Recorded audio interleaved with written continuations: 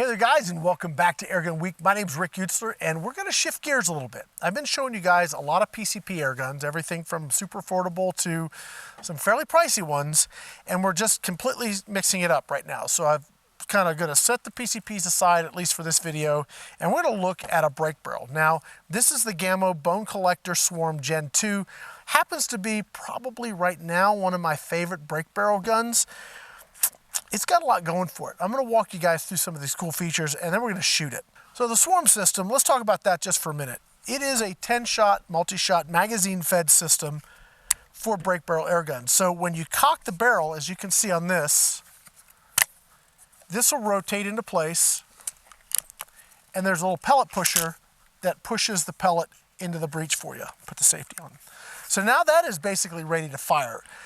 They made some adjustments from the original Bone Collector Swarm to the Gen 2. So instead of needing like more force to cock a more powerful ram, what they did is they just increased the compression chamber. So you have more volume, and as that ram drives forward, there's more air in there, and that creates more power out of the gun, but you don't have to have more cocking force, and you didn't have to make the gun any longer. So it's a very cool way to keep the profile, make it, keep it still very easy to cock, and yet increase the power output. So this is doing about 800 feet per second with the 14.5 red fires, and that's really the pellet I like to shoot out of this gun. It's great for hunting, very, very good hunting pellet, and it's also proven to be very accurate. So today we've got a bit of wind going, and so rather than trying to shoot paper, I've got some spinner targets up there, and these are brought to you by Jeremiah. They're called Bullfrog airgun targets. I guess Jeremiah the Bullfrog, I guess that's where he got the name. But I want to say thank you because they're very, very cool. They break down super easy, and you can move them around, and they're very heavy duty. We can hit these things with some hard stuff, and all you gotta do is paint them, and you're right back to brandy new. So I still need to get some green paint because ours are marked up a bit, but we're gonna sit down and we'll do some shooting, and I'll tell you a little bit more about the gun while I'm shooting it. So if you're brand new to shooting brake barrel air guns, you may not know this. If you're an old timer, you probably know this already. When you get one of these guns, the tendency, especially if you're used to shooting, is you wanna put it on a bag and you wanna kind of settle in and shoot it. Well, that's gonna give you fits, and the reason is this got a fairly heavy piston in here. When it flies forward, it actually runs into the front of this compression chamber, and that'll drive the gun forward. It creates a funny recoil. It tears up scopes, and it makes it difficult to see repeatable accuracy, but I'm gonna show you how to get the repeatable accuracy. It really comes down to technique.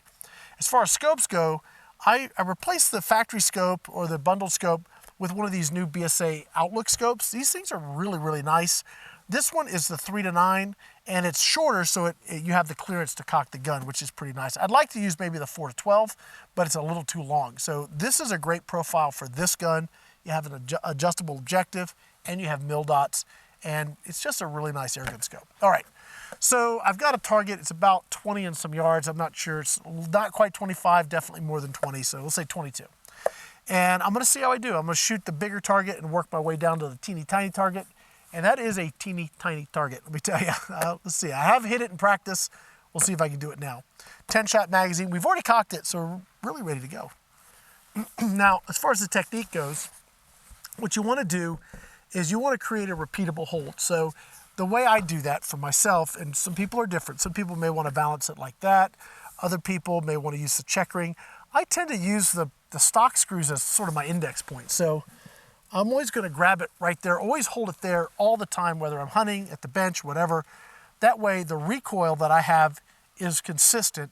So as the pellet's leaving the barrel, hopefully it's also in a similar place every time. So I'm gonna try, let's see if we can hit the big target. I hope so. Should be able to, let's see. Yeah, that one's easy. Let's go to the next one.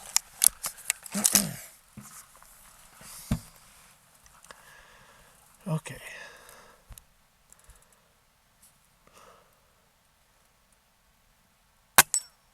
Yep. Okay, now we get the challenge. This one is pretty small. I don't know how big that is. It's pretty small. Oh, I went under it. Okay.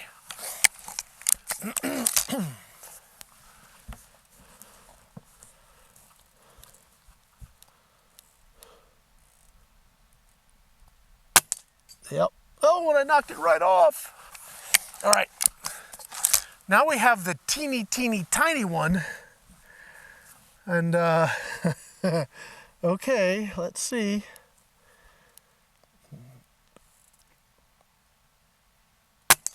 There it is. And knock that off too.